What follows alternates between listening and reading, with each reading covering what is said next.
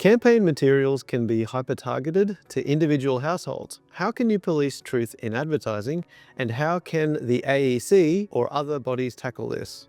I think one of the biggest things, the biggest obstacles we have at the moment is the fact that we don't have anything at the federal level that could actually deal with truth in political advertising. So we do have laws that relate to truth in advertising in other areas, in the consumer areas, but we actually have protections in place for politicians and other political stakeholders to be able to, express themselves freely.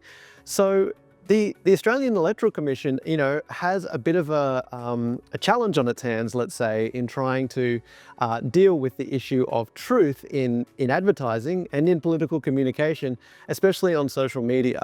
So in terms of what we can do, in terms of what the AEC and other actors can do, is I really think that transparency is a big part of it. Transparency and building systems in place to promote data sharing and to even mandate data sharing. So I think we can learn a lot from what's happening in Europe with the Digital Services Act. I think that if Australia can move with what's happening with our EU friends and try to get in place systems and try to get initiatives in place that enforce data sharing, that make sure that platforms can, at the very least, tell us, who is